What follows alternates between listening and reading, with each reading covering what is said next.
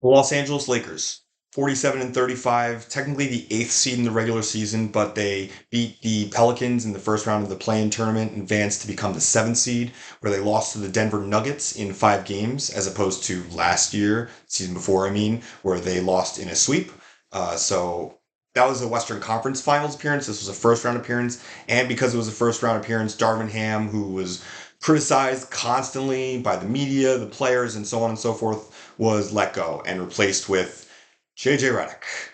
To me, JJ Redick and the sort of hiring of LeBron's podcast buddy, LeBron denies any sort of involvement with the hire, but to me, that is just proof that the Lakers are an unserious franchise. Between that and also LeBron's son being drafted, like people want to say, oh, it's a great story.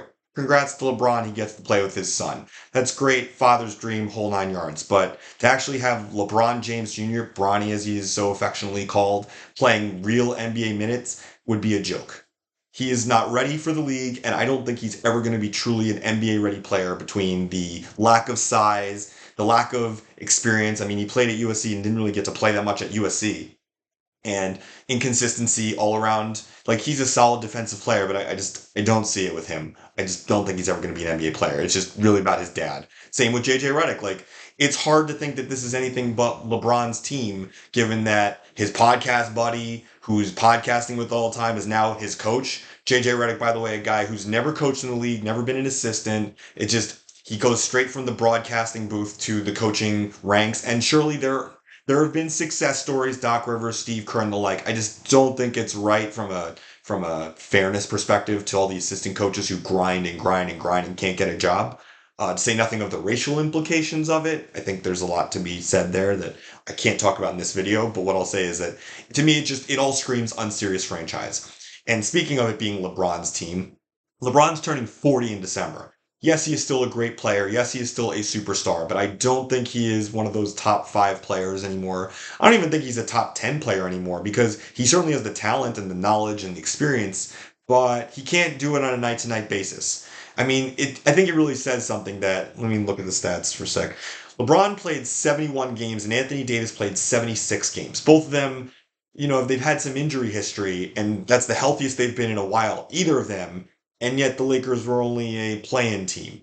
And this was LeBron James and Anthony Davis who dominated in the Olympics. They were two of the best players for USA when USA won a gold, but can't even get a 6 seed with the Lakers with that. Like that come on, that's ridiculous. Speaking of Anthony Davis, 32 years old, massive injury history, played a lot of games last season, but he's going to have to step it up this season if the Lakers want to have any chance of making that top 6 seed, or even making the playoffs, I should say. And it's clear that playoffs are the sort of main goal. I don't think the Lakers are a title contender. Like, yes, any team with LeBron and AD, they're scary in the playoffs. But I think we've seen enough at this point to know that LeBron's not getting any younger, AD's not getting any younger, and there are too many good teams in the West. I don't see them making the playoffs, which would be especially problematic when you consider that the Lakers pick is owed to the Atlanta Hawks, and the Lakers are, let me check, they're right below the second apron because LeBron signed this 2 year, like very expensive, $101.4 million contract. He took a pay cut to try and get Klay Thompson, and that didn't work, but he still took a pay cut to keep the Lakers under the second apron. Good for him. He's still getting a lot of money, though. And that to me is just like signs of an unserious franchise once again. Like, if you can't get any meaningful players to come to you, like the only guy they signed besides LeBron was Max Christie, 4 year 32 for Max Christie. Are we really doing this discussion? Like, yeah, the Lakers franchise believes in him, and the other draft pick I should talk about, Dalton Connect. JJ Redick has talked about playing both Connect a lot of minutes and Max Christie a lot of minutes and doing things with Austin Reeves. It's a very ambitious goal, but you look at the Lakers roster up and down, there aren't a good deal of two-way players. Like even Jared Vanderbilt, who missed most of last season with an injury, is coming back this season. He's a one-way guy. He's not a good offensive player. You look at Austin Reeves, not good defensively. Hopefully he can get better, but he needs to because he better get ready fast. D'Angelo Russell, not good defensively. LeBron can't take that challenge every night and kind of plays weakest defenders a lot. AD, elite defensively, sure. How long that's going to last, I don't know.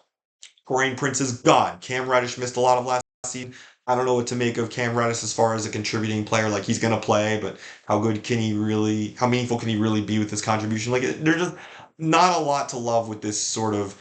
Yes, there is depth on the Lakers roster. There's absolutely a lot of depth, but I worry about the pieces fitting together. I worry about the sort of age issues and injury issues. Gabe Vincent didn't really play a lot last year, but is he going to meaningfully contribute? Like, what are you getting out of this Lakers team that could make anyone think, yeah, title contender?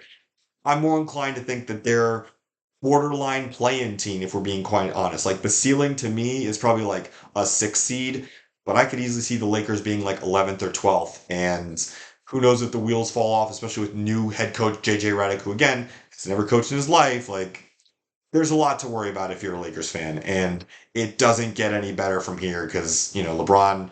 How many more years is he going to play? AD.